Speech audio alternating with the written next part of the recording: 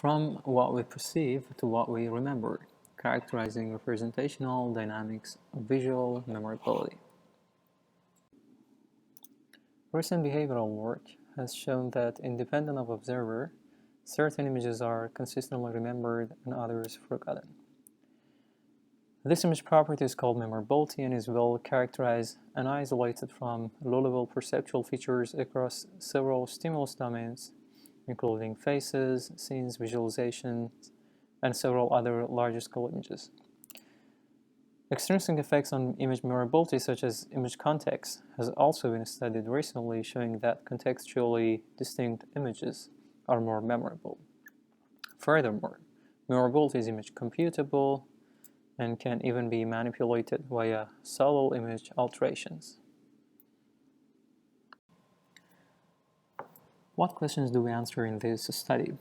Given the previous behavioral work on memorability and that it is an intrinsic image property, we expect to see some neural signatures in the brain being associated with memorability that can discriminate between high memorable and low memorable images.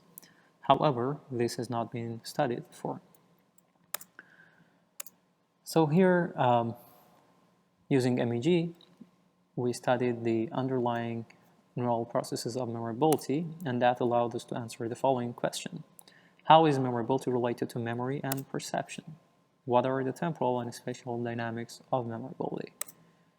Is memorability neural signature temporally dissociable from that of perception or memory encoding? How might they vary based on stimulus categories such as faces or scenes? Are the underlying neural mechanisms of memorability more similar to that of perception or to that of memory?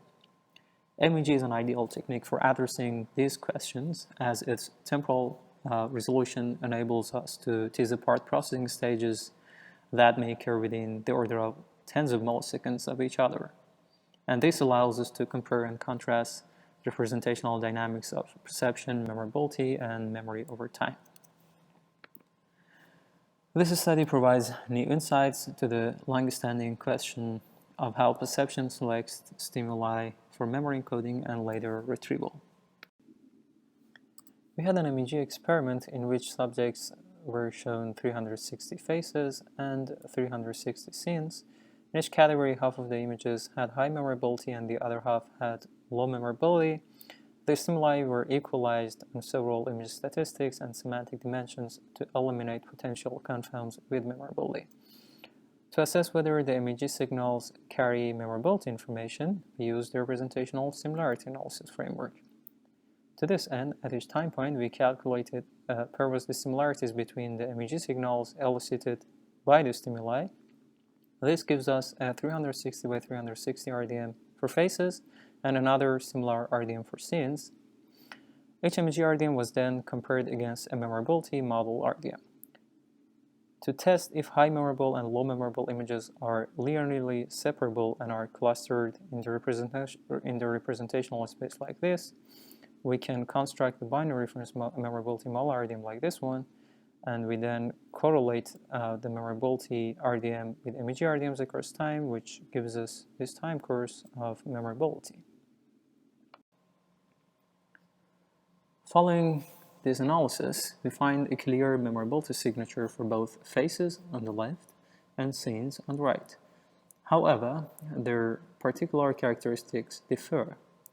For example, faces show a persistent memorability signature with an early onset at about 218 milliseconds. In contrast, scenes show a transient memorability signature with later onset. And overall, we see that indeed our brain carries a distinct signal of memorability for different stimulus categories. Now, how is this compared to the memory encoding signal? To answer this question, following the MEG recording, the participants were asked to complete an unanticipated memory test evaluating which images were eventually remembered or forgotten. And this allowed us to run the same pipeline of similarity analysis for subsequently remembered versus forgotten images, and that gives us these green time courses for implicit memory encoding, or as we call it here, the subsequent memory signal. The subsequent memory signal for both faces and scenes show a significant effect very late in time, about 700, which is well after the onset of memorability signal. Critically, we also examined whether the signatures of memory encoding and memorability statistically differ across time, and the differences are marked here with horizontal black lines. Overall, we see that memorability starts after the early perceptual signals and before the late memory encoding signals. Further to this analysis, and given the reasonably good spatial resolution of MEG, we visualized sensorized patterns of memorability in subsequent memory.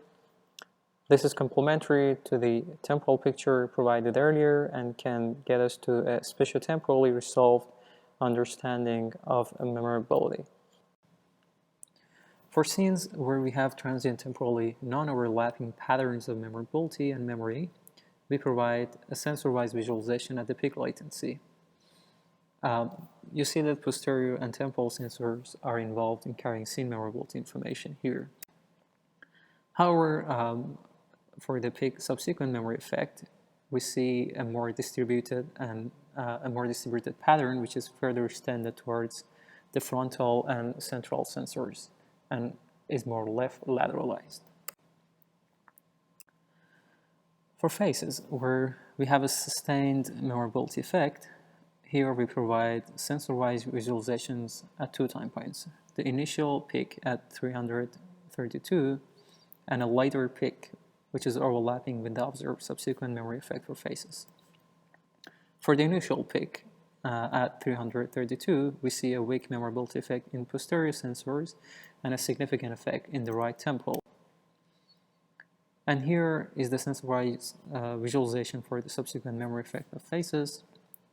Overall, these results suggest that memorability and memory have different sensor-wise patterns, though for different spatial sources, though some of the sources may be overlapping.